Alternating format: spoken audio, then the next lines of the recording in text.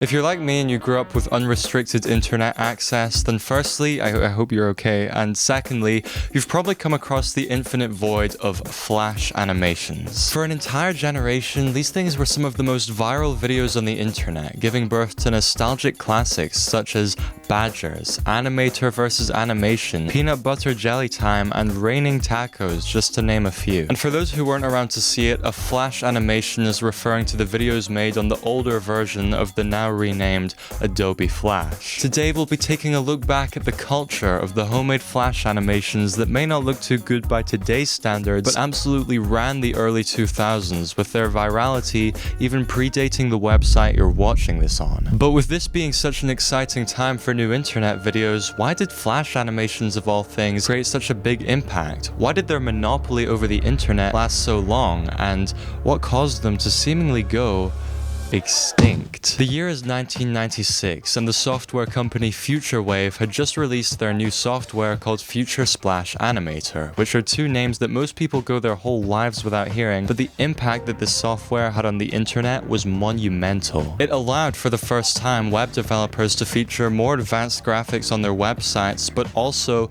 moving animations, basically being the difference between this and this. A pretty huge leap for the internet, considering that this was also one of the first 2D animators that was open to the public. With the FutureWave software company receiving all of this fresh attention, they decided to offer Adobe the chance to buy their company, to which they were rejected and instead bought by Macromedia for a top secret amount of money. Splash was then renamed Flash, and so began the awakening of everybody's inner 2D animator. 5 years later. In the year 2000, a little website called Newgrounds had just released a new feature called The Portal, which allowed your everyday bro to upload, watch, and rate Flash animations. So 5 years later, people finally had a place to share their ideas and creations. And be it 23 years ago, this was definitely a glimpse into the future of how we would use social media, receiving feedback, leaving comments, and following trends that emerge. For example, there was a period where all of the top Flash animations were either extremely violent or extremely horny, and for no reason other than it was a trend. And while we look back at these times with nostalgia, these fundamentals can still be applied to every social media that exists, which means that even you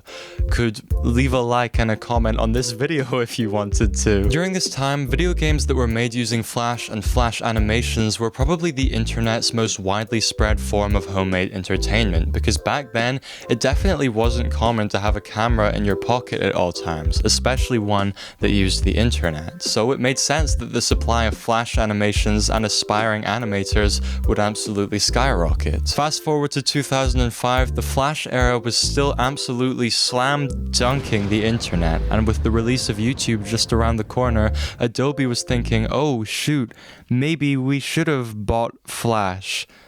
Damn. So they went crawling back to Macromedia and ended up having to buy the entire company for $3.4 billion, mainly just to acquire Flash. That's a lot of money. That's a lot of damage. When YouTube was first set free into the wild, it didn't take long for it to become more popular than Newgrounds, both for its broader appeal to viewers and creators, which got the animators of Newgrounds thinking, well, why don't I just take my Newgrounds animations and put them onto YouTube as well? The year is now 2007, and we are currently navigating our way through Flash Era Act 2, the YouTubening. On Newgrounds, a truly viral video would gather a couple 100,000 views, which if you ask me isn't so bad, but even in the early days of YouTube, it wasn't uncommon for Flash animations to have over 10 million. They were popping off. Pretty much the rest is history that most of us have already lived through, which leaves us with the question, where did these videos go? I mean, the last time I've seen a Flash animation was when I purposefully went out looking for them, and in that time, I don't think I've seen one that was made in the last 10 years, so excuse my French, but what the heck happened? Naturally, a lot of people assumed that when Adobe Flash Player shut down in 2020, that we'd be saying goodbye to all of the internet's Flash content, which actually wasn't true. Video games that were made with Flash were able to be preserved using HTML5, thank God, and for quite some time before this change, websites like Newgrounds would ask that you just upload the video file instead of the Flash animation project file. So if that's not it, could it be that the YouTube algorithm is to blame? Actually, no. it's not YouTube's fault for once. I know I've explained this before, but YouTube loves to push videos that get lots of watch time and create long binging sessions. And with Flash animations being some of the most popular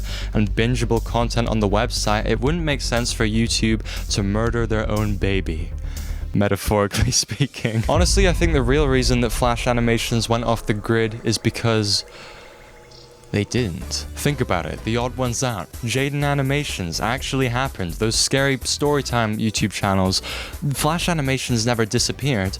They just evolved. If you were to boot up the now renamed Adobe Animate and try to make something that looks like the videos we grew up on, it would actually be a lot more difficult than making something that looks good. The technology has just improved, and the current trend is no longer short, quirky, violent, sexual animations. I guess over time people began to enjoy videos with a little more substance, which is fine, because the new wave of YouTube animation is fine. But there's also a lot of fun to be had in going back and checking on the old animations that you grew up on. And you can also always just log back onto Newgrounds and check out some of the new animations that aren't actually so different from the ones that we watched as a child. So are Flash animations extinct? No, but also yes, as we once knew them. So thank you all for joining me on this quick nostalgic journey. I hope you enjoyed it, and I hope that you have a nice day.